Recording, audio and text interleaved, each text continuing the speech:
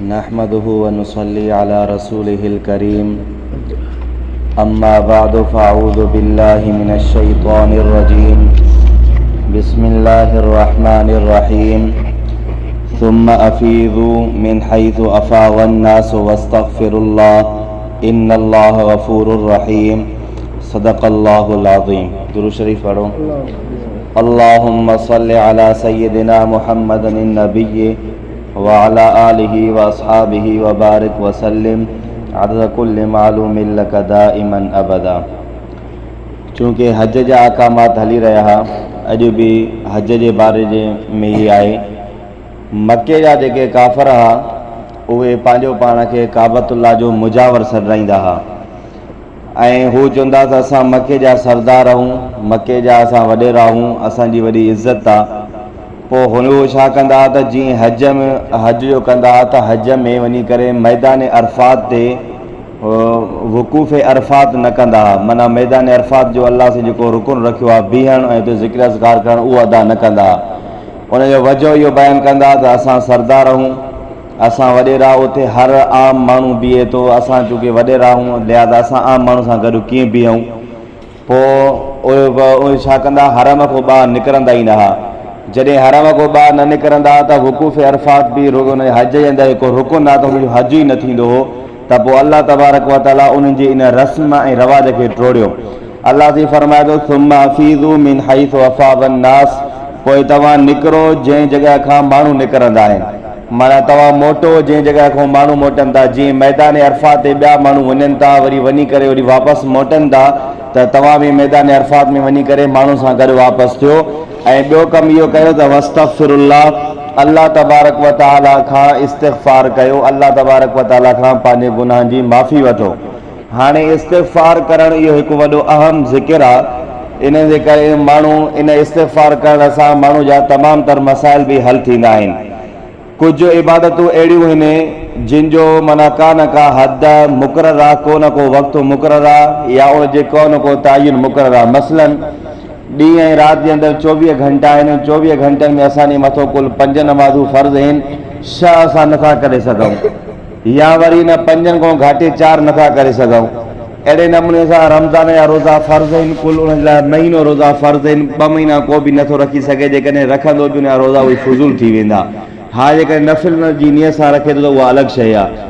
त अहिड़े नमूने सां हर इबादत माना मुक़ररु आहे, पर अल्लाह तबारक व तआला जो ज़िक्र करणु इहो माना मुक़ररु न आहे। इहो इंसान जेतिरो करे वधि खां वधि में करे उनजे लाइ ओतिरो फ़ाइदो आहे। इन जे करे अल्लाह तबारक व तआला क़ुर पाक में पाण बयानु फरमायो, तव्हां छा कयो, उथंदे वेहंदे छा कयो, ज़िक्र कयो। क़ुर पाक में अल्लाह तबारक व तआला मोमिननि जूं निशानियूं बयानु करे अल्लाह से फरमायो, मोमिन उहे आहिनि जेके यज़कुरूनल्लाह क़ियामा व क़ुऊदा व अला जुनूबिहिम, उहे अल्लाह तबारक व तआला जो ज़िक्र कंदा आहिनि। क़ियामा बीहंदे बि अल्लाह पाक जो ज़िक्र कंदा, व क़ुऊदन ऐं जॾहिं वेठा हूंदा बि अल्लाह पाक जो ज़िक्र कंदा, व अला जुनूबिहिम ऐं जेकॾहिं हू पंहिंजे पासे ते काॾे लेटी पवनि था त सुम्हंदे बि अल्लाह तबारक व तआला जो ज़िक्र कंदा। उन खां पोइ वयतफ़क्करून फ़ी ख़ल्क़िस समावाति वल अर्ज़, अल्लाह तबारक व तआला आसमान ऐं ज़मीन जेका ख़ल्क़ी आहे उन में गौर फ़िक्र कंदा आहिनि। गौर फ़िक्र करे पोइ चवंदा आहिनि रब्बना मा ख़लक़्त हाज़ा बातिला, ए अल्लाह पाक तूं हीअ जेका पूरी काइनात बणाई आहे, इहा काइनात का फुज़ूल तूं न बणाई, इहा काइनात बातिल न आहे, बल्कि सुबहानक तुंहिंजी ज़ात पाक आहे, फ़क़िना अज़ाबन नार, पोइ तूं असांखे जहन्नम जे अज़ाब खां बचा। त मोमिननि जी निशानी आहे त उथंदे वेंदे ज़िक्र कंदा रहंदा। पोइ अल्लाह से हिते बि इहा ई ॻाल्हि बयानु फरमायो, तव्हां अल्लाह तबारक व तआला खां पंहिंजे गुनाहनि जी बख़्शिश तलब कयो। उनजो फ़ाइदो इहो थींदो त तव्हांजा गुनाह त माफ़ थींदा ई थींदा, उन सां गॾु गॾु अल्लाह तबारक व तआला तव्हांजे रिज़्क़ ऐं रोज़ी में बरकत अता फरमाईंदो ऐं अल्लाह तबारक व तआला तव्हांजी इज़त बि वधाईंदो। इहे उलमा इन इस्तिग़फ़ार करण जा फ़ाइदा लिखिया आहिनि। ख़ुदि अल्लाह तबारक व तआला बि 29 सिपारे में इस्तिग़फ़ार जा इहे फ़ाइदा लिखिया आहिनि। जेकॾहिं को माण्हू इस्तिग़फ़ार करे थो त उनजी रिज़्क़ रोज़ी में बरकत थींदी ऐं उन माण्हूअ जी जेका इज़त वक़ार जेको आहे उहो बि उनजो वधंदो ऐं उनजा गुनाह जी माफ़ी बि थींदी रहंदी। उन खां पोइ अल्लाह खे फरमाए थो इन्नल्लाह गफ़ूरुर रहीम, बेशक अल्लाह तबारक व तआला बख़्शींदड़ बि आहे ऐं रहम कंदड़ बि आहे। इहा त अल्लाह तबारक व तआला जी वॾी अहम सिफ़त आहे जो अल्लाह साईं कयल गुनाह माफ़ बि करे थो ऐं रहम बि करे थो। उन खां पोइ अल्लाह साईं फरमाए थो फ़इज़ा क़ज़यतुम मनासिककुम फ़ज़्कुरुल्लाह, पोइ जॾहिं तव्हां पूरा कयो हज जा अहकाम, हाणे हज जा तव्हांजा अहकाम पूरा थी विया, मिना, मुज़दलिफ़ो, अरफ़ात, हज, तवाफ़ ज़ियारत, साय, इहे सभु कुझु जेको तव्हांजो पूरो थी वियो त पोइ अल्लाह जी फरमाए थो फ़ज़कुरुल्लाह का ज़िक्रिकुम आबाअकुम, पोइ तव्हां ज़िक्र कयो अल्लाह तबारक व तआला जो जीअं ज़िक्र कंदा हो तव्हां पंहिंजे अबनि ॾाॾनि जो। हाणे हिन आयत जे तफ़सीर में उलमा इकराम लिखियो आहे त मके जा जेके हुया इहे अरब, उहे जाहिलियत वारे ज़माने में छा कंदा हुआ, जॾहिं हज जा अहकाम पूरा थी वेंदा त पोइ मिना वारी जॻह ते जमो थी करे पोइ उते शाइर घुराए करे पंहिंजे अबनि ॾाॾनि जी तारीफ़ कराईंदा हुआ, कूड़ी सुड़ी तारीफ़। बसि हर हिकु पंहिंजे पीउ जे मथां फ़ख़ुरु कंदो, को पंहिंजे ॾाॾे मथां फ़ख़ुरु कंदो त मुंहिंजो ॾाॾो अहिड़ो हो, मुंहिंजो पीउ अहिड़ो हो। त अल्लाह सी फरमायो जॾहिं तव्हां हज जा अहकाम पूरा कयो था त उन खां पोइ तव्हां अल्लाह पाक जो ज़िक्र कयो न, उन खां तव्हां गुनाहनि जी माफ़ी घुरंदा रहो। तव्हांजी हज में जेका कमी कोताही थी आहे उनजी तव्हां माफ़ी घुरो। तव्हां अबनि ॾाॾनि जो ज़िक्र कीअं था कयो, तव्हां अबनि ॾाॾनि जो जीअं ज़िक्र कंदा उन जॻह ते अल्लाह पाक जो ज़िक्र कयो, पर औ अशद ज़िक्र, ऐं उन्हनि खां वधीक छा कयो, अञा अल्लाह पाक जो ज़िक्र कयो। हिकु ॻाल्हि इहा। ॿी ॻाल्हि उलमा इकराम तफ़सीर में हिन जे में ख़ासि करे मौलाना मकी साहब मोहम्मद मकी, हरम पाक जे अंदरि अल्लाह पाक उनखे एॾी सदद नसीब कई आहे जो काबतुल्लाह जे अंदरि वेही करे, हरम पाक जे अंदरि वेही करे क़ुर पाक जो दर्स ॾींदो आहे। वॾो अल्लाह अल्लाह पाक जो बुज़ुर्ग आहे, हिकु त काबतुल्लाह, वरी टियों को ॿी ॻाल्हि क़ुर पाक जो ज़िक्र, उन दर्स, टियों वरी वेही करे उनजे अंदरि ॾिए थो, त इहो अल्लाह तबारक व तआला खे सादत आहे। उन पंहिंजे तफ़सीर मकी में लिखियो आहे त हिन जो तफ़सीर हीअ बि थी सघे थो त जीअं माण्हू नंढड़ो ॼाईंदो आहे, ॼाइण खां पोइ जॾहिं उनखे थोरी सम्झ थींदी आहे, थोरो ॻाल्हाइण जो थींदो आहे, त उनजी ज़ुबान ते सिर्फ़ु माना अबा अबा जो लफ़्ज़ हूंदो आहे ऐं अरबी में उनखे अब अब चयो वेंदो आहे। त पोइ अल्लाह तबारक व तआला हिन आयत में इशारो ॾिए थो त हाणे जॾहिं तव्हां वॾा थी विया हो, तव्हां अकुलमंद ऐं समझदार थी विया, त तव्हांजो जेको हक़ीक़ी मालिक आहे रब पाक, तव्हां हाणे पंहिंजे उन हक़ीक़ी मालिक खे यादि कयो, पंहिंजे अबे खे छॾे करे तव्हां हाणे या रब मूंखे सॼो, छो त हक़ीक़त में पैदाई मां तव्हांखे कयो आहे, हक़ीक़त में तव्हांजे लाइ दुनिया जे अंदरि जेके साज़ सामान पैदा करण वारो बि मां आहियां, त तव्हां हाणे उन पंहिंजे पीउ खे छॾे करे हाणे तव्हां मां रब खे यादि कयो।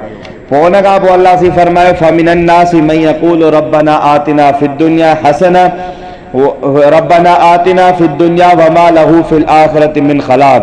हाणे अल्लाह सी फरमाए थो जेके माण्हू दुनिया जे अंदरि रहंदा आहिनि उहे ॿ क़िस्म आहिनि। हिकिड़ा उहे माण्हू आहिनि जेके अल्लाह तबारक व तआला खां सिर्फ़ु दुनिया घुरंदा आहिनि, चवंदा आहिनि रब्बना आतिना फिद दुनिया, ए असांजा रब असांखे दुनिया अता कर। उन्हनि जी माना सॼी जेका नज़र हूंदी आहे दुनिया जे मथां हूंदी आहे, उहे आख़िरत खे कुझु भाईंदा ई न आहिनि, उन्हनि में न आख़िरत जे लाइ कुझु हूंदो ई न आहे, सिर्फ़ु ऐं सिर्फ़ु दुनिया। पोइ अल्लाह जी फरमाए थो वमा लहू फिल आखिरति मिन खलाक, पोइ अहिड़नि माण्हुनि जे लाइ आख़िरत में कुझु बि हिसो न आहे, इहे आख़िरत में नाकाम रहंदा, उनखे जेका शइ आहे घुर्ज दुनिया में आहे उहे दुनिया में रहंदा। पर अल्लाह जी फरमाए थो कुझु वरी अहिड़ा माण्हू बि आहिनि वमिनहुम मन यक़ूलु रब्बना आतिना फिद दुनिया हसना व फिल आखिरति हसना व क़िना अज़ाबन नार। कुझु वरी माण्हू अहिड़ा बि आहिनि जेके चवनि था त रब असांखे दुनिया बि अता कर पर बहितरीन दुनिया, माना बहितरीन दुनिया जो मतिलबु छा थियो, माना अहिड़ी असांखे दुनिया अता कर जंहिंमें तुंहिंजे हुक्म जी नाफ़रमानी न हुजे, माना जेकॾहिं असांखे रिज़िक मिले बि हलाल मिले, हराम को असां बचूं। जेकॾहिं असां दुनिया में का ॿी का शइ घुरऊं था उहा बि उहा मिले जंहिंमें तुंहिंजो रज़ामंदो हुजे, त इहा दुआ तमामु बहितरीन दुआ आहे ऐं इहा दुआ कामिल दुआ आहे। माण्हू जेकॾहिं इहा दुआ घुरी करे यादि कंदो, हर दुआ में सिर्फ़ु 3 मरतबा इहा ई घुरे, त बि उनजे लाइ दुनिया ऐं आख़िरत जी कामयाबी आहे। ऐं उन सां गॾु गॾु वफ़िल आख़िरति हसन, ऐं दुआ में त अल्लाह साईं असांखे आख़िरत बि बहितरीन अता कर, माना आख़िरत बि असांजी सुठी थी वञे जंहिंमें असां हिसाब किताब में कामयाबु वञूं, असां जहन्नम खां बची करे जन्नत में हलिया वञूं।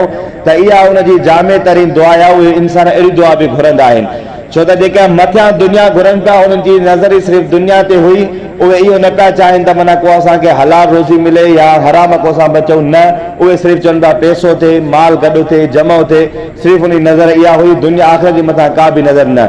जेको ॿियो टोलो आहे उनजी नज़र दुनिया सां गॾु आहे, पर दुनिया बि बहितरीन दुनिया, माना जेका अल्लाह तबारक व तआला खे पाण खे बि पसंदि आहे ऐं आख़िरत बि बहितरीन पसंदि। ऐं उन खां पोइ दुआ घुरंदा आहिनि वक़िना अज़ाबन नार, त हे अल्लाह पाक तूं असांखे जहन्नम जे अज़ाब खां बि बचा। पोइ अल्लाह जी फरमाए थो उलाइका लहुम नसीबुम मिम्मा कसबू, अहिड़नि माण्हुनि जे लाइ हिसो आहे जेको उन्हनि कमायो आहे। अहिड़े माण्हुनि जे लाइ माना आख़िरत में बि हिसो आहे, छो त उन्हनि आख़िरत बि अल्लाह पाक खां भली घुरी आहे, दुनिया बि भली घुरी आहे ऐं जहन्नम जी अज़ाब खां पनाह बि घुरी आहे। त अल्लाह जी फरमाए थो इन माण्हू जे लाइ आख़िरत में हिसो बि आहे। वल्लाहु सरीउल हिसाब, ऐं अल्लाह तबारक व तआला जल्द हिसाब वठंदड़ आहे। दुआ आहे त अल्लाह तबारक व तआला तव्हां ऐं असांजी बि आख़िरत बि बहितर बणाए, दुनिया बि बहितर बणाए, जहन्नम जे अज़ाब खां बचाए। वमा अलैना इल्लल बलाग।